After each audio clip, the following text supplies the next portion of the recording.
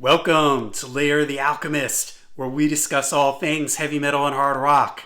On today's episode, another in my series of what I call American Steel. This is where I put the spotlight on some American metal bands from the late 70s and 80s that were flying the flag high for true metal.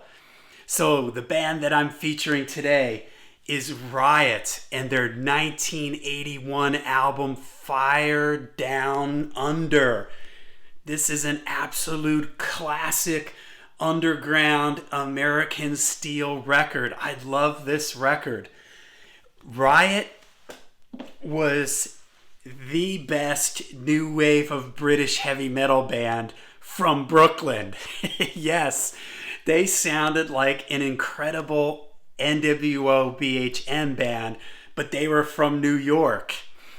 And this is actually their third album. Their two albums before this, Rock City came out in, I believe it was 77. Narita came out, I think, in 79. And then you had Fire Down Under in 81. So they were doing this kind of classic metal sound really early on in 1977.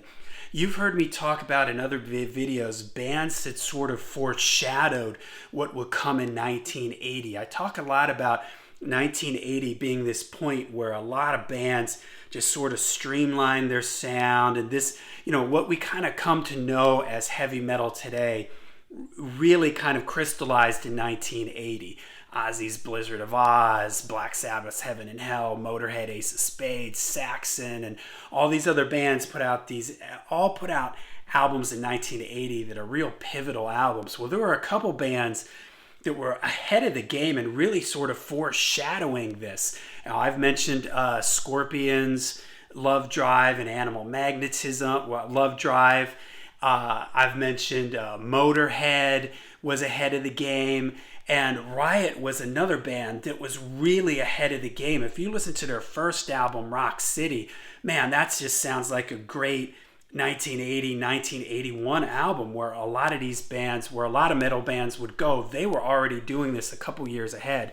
But it's really here on Fire Down Under that they really sort of come together, where to me, this is their sort of their peak, their pinnacle.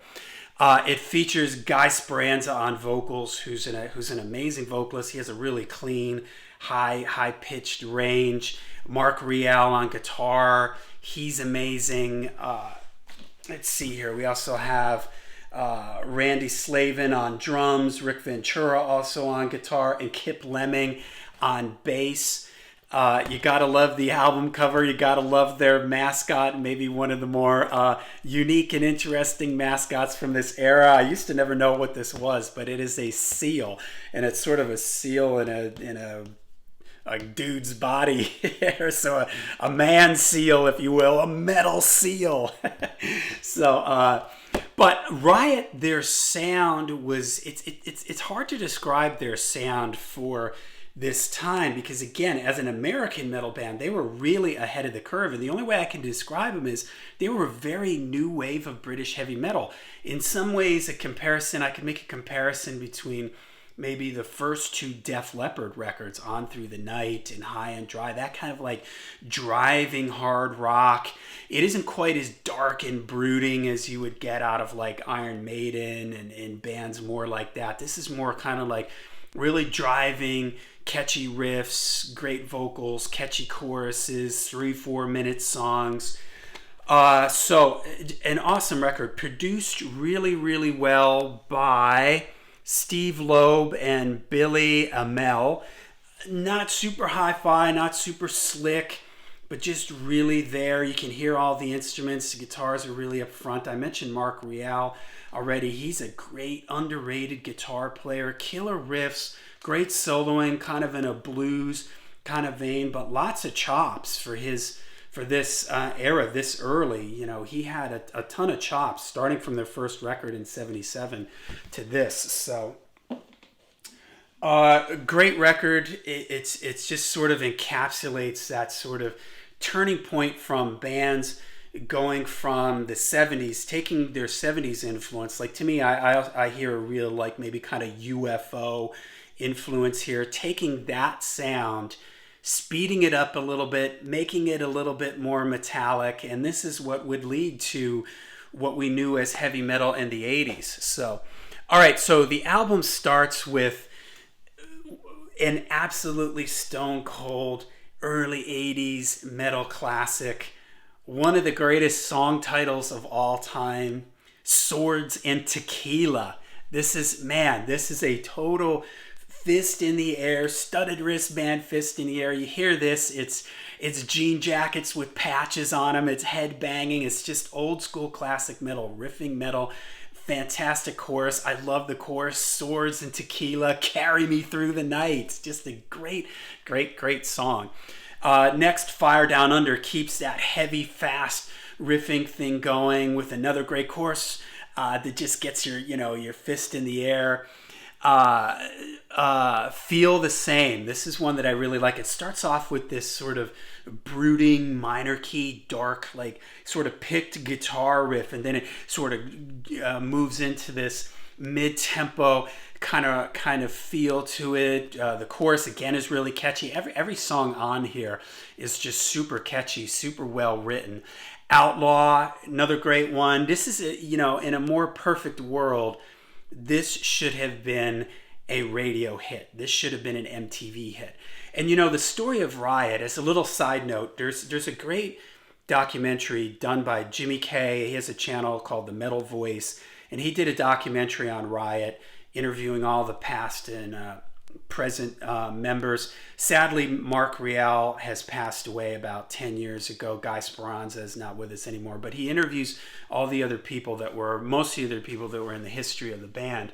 And they talk about how, sometimes I cover bands in my hidden gems, heavy hidden gems from the 70s and my American Steel, where these bands never, maybe they just put out a demo where they were on very small labels. That wasn't the case with Riot. This album was put out on Elektra. So they were on a bigger label, but early on they signed bad contracts. The label that they were on early didn't promote them. Same thing happened with Elektra. They just couldn't get the label to really push them, and they just never got the attention that they deserved. So going back to what I was saying here earlier about the song Outlaw, this is a song that, man, if they had a video, I don't remember seeing any videos for Riot in the 80s. I'm sure that they had some, but I don't remember seeing them. I don't remember ever hearing them on the radio, and it's a shame because a song like Outlaw would have been a perfect hard rock radio song, super catchy chorus, catchy riffing, nice and compact song. It would have made for a great video. And unfortunately, Riot, they were just a band that just never got the breaks. And, it really makes you wonder if they had that label support, if they had that backing behind them, what they could have been a much bigger band. And unfortunately, they're one of these bands that metal fans know them, but really, unless you're somebody who sort of searches out and knows this sort of slightly more underground metal, you may not have heard of Riot. And it's a shame that I'm calling them an underground metal band because they were on bigger labels. They just never got the push that they deserved. The album has also a bunch of other just great songs on it. Ultra the King is a favorite of mine. It starts off with a clean sort of classical acoustic. I think it's on a clean electric, but it's got that kind of acoustic classical vibe to it. And then it drops into a really heavy riff, and I love the chorus in it. I love the lyrics in it. No Lies, Run for Your Life, Flashbacks. I mean, these are all just great songs. Flashbacks is interesting. It's made to sound like it's like a live song, with this announcer over the top. And so it's just a great album of classic early 80s, old school kind of, like I said, wristband, jean jacket style metal. Real straightforward, real NWO BHM-ish. And I can't really think of off the top of my head, I don't know anybody else at this time. Again, they were doing this starting in 77, that were doing this sort of British metal sound, but, an American band and doing it this well. So this is just a really great album. If you're not familiar with this, start here, Fire Down Under. Great classic early example of classic early 80s American steel. After this, they would change directions a little bit. The Guy Speranza would leave. Thunder Steel, they would bring in a new singer, and that would be sort of a classic, a power metal. They would go almost more in like a more power metal direction with that album, and it would be an example of early American power metal. So here Riot sort of was just ahead of the game, and maybe that's why they never with the non-label support. And sometimes when you're ahead of the game like that, it can work against you a little bit. But it's just criminal that this band isn't more popular, isn't more well known. So if you haven't heard them, start here, Fire Down Under. The great example of early classic American steel. So okay, leave me some comments down below. There's got to be, I know that there's people out there who know who Riot are. Let me know what you think of Riot. Check out that documentary on YouTube, really insightful, and sort of gives you their whole story. Make sure you hit like and subscribe. And remember, Swords and Tequila will carry us through the night.